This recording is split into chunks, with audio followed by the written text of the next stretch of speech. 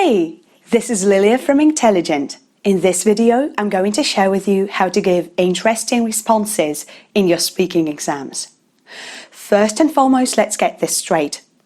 Nowhere in exam assessment criteria is it written that your responses should be creative or interesting. Rather, view it as some icing on top of the cake, just like that little cherry on top of the cake, that you may want to implement if you want to really stand out in your exam. You can view everything like art. And in my opinion, I think that everything is art, and so are exams. So let's see how you can make your answers more interesting or creative. How curious are you? How curious are you about life? I think it's very difficult to make your answers interesting or creative if in general you read very little about life, if you listen to very few things about life, if you don't have an area of interest that makes your heart pound, that makes you very passionate about life.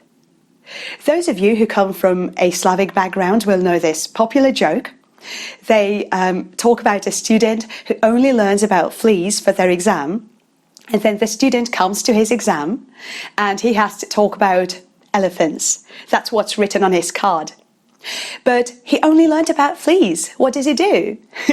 he says, elephants are massive animals, they're quite huge, and normally fleas don't bother elephants, but if they did, here is some information about fleas.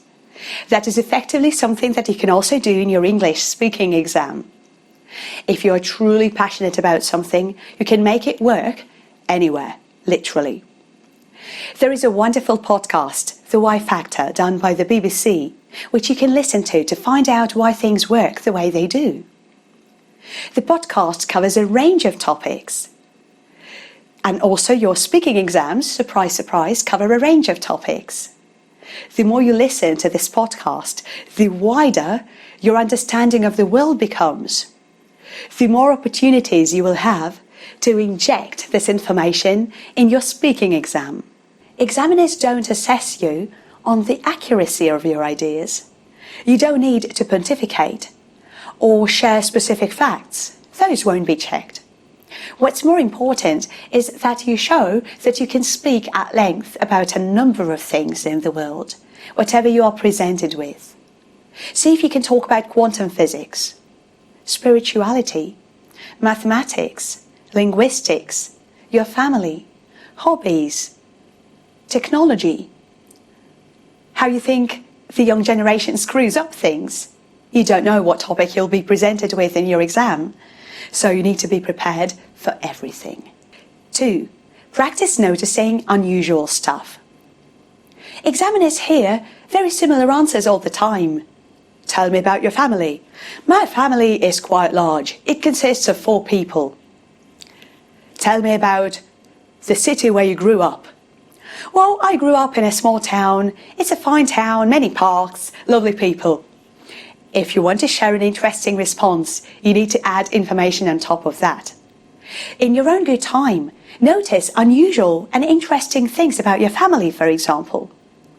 Maybe you have a great-grandpa who was a centenarian, so you could insert that bit of information into your response. That requires a little bit of prior thinking beforehand. What can you say about your hometown? Maybe your hometown is a lovely place to live in, but there are so many homeless people. And it breaks your heart when you walk to your examination centre and you meet 5 homeless people at least. And you find that really devastating.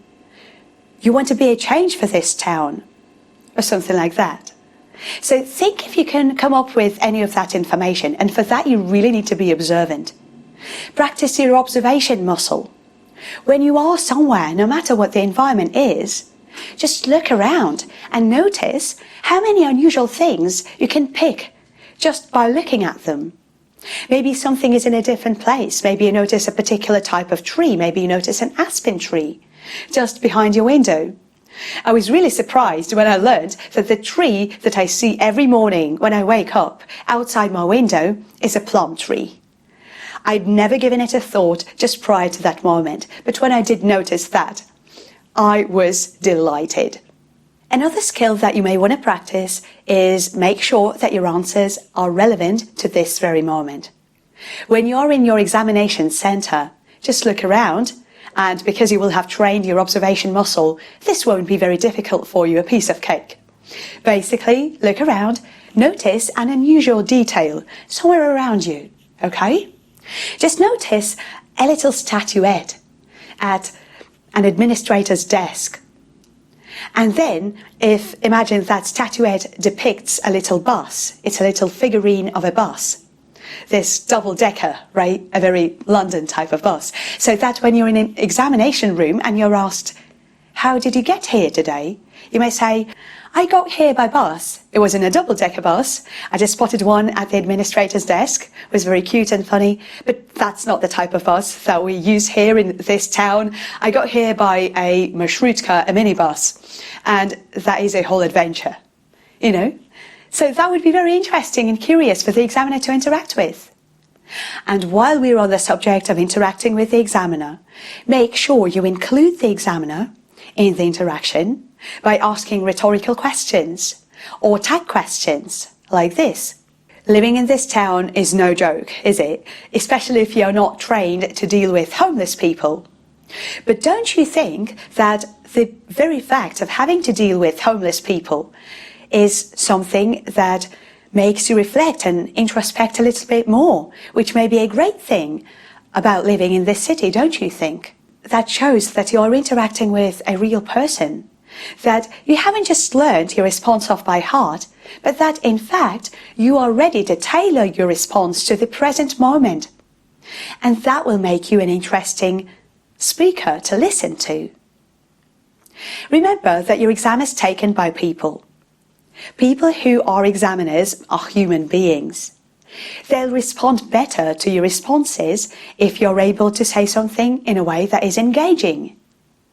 Make sure you make use of that feature of human intellect. We love being entertained, we love being engaged. We will feel drawn to people who are charismatic. So the next thing that you may want to work on is thinking synthetically. Most people think analytically because that's how they're taught to think. They go to school and they're taught reductionism. They're taught to reduce global things down to minor things, top to bottom approach. And they're taught to analyze the little bricks that make up greater reality. In your exam, you want to do the opposite thing. You want to be synthetic. You want to train your mind to encapsulate as many things as you can. What do I mean by this? I want you to train your mind to think in a way where it sees connections between things that are unrelated on the surface. What's the connection between the weather and my cups? Perhaps the connection is that when it's raining, I like to drink hot tea. What's the connection between this video and your mother-in-law? If your mother-in-law chooses to learn a little bit of English, you can suggest that she watches this video and subscribes to my channel. You see? If you can think synthetically, you are not afraid of anything that may come up in your exam. You are ready to give your responses to anything. You are spontaneous. You can think on your feet. And especially when you are describing pictures. When you have to compare two pictures, here is the sentence that you can start with. You can say, there is an underlying commonality between these two images. And the commonality is this. So you share the common thing. That is very unusual. And also, if you are someone who is deeply curious about the world, that skill will help you understand the world faster and better. You will run circles around your analytically thinking friends just by the means of being able to think synthetically. Now, the final thing that I want you to understand and learn to do if you want to give interesting responses is this. And this is critical, so listen closely. Don't read. What I'm saying is don't read from your mind.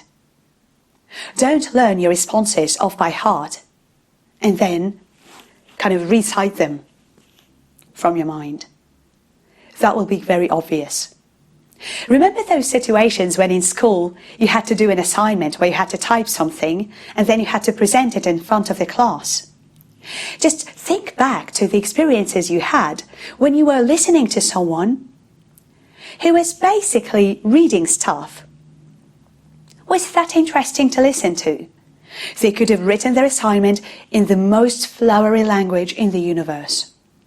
But given they were not sharing or saying or speaking, that sounded arbitrary and contrived. You don't want to do that, do you?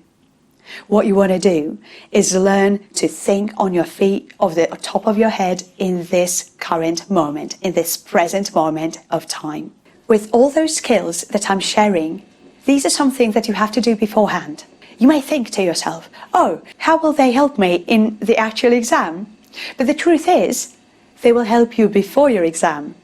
They will create a foundation for you to stand on, that you can use as a springboard in your actual exam. You are training your mind to think in the ways that are conducive to beautiful speaking, to non-trivial answers.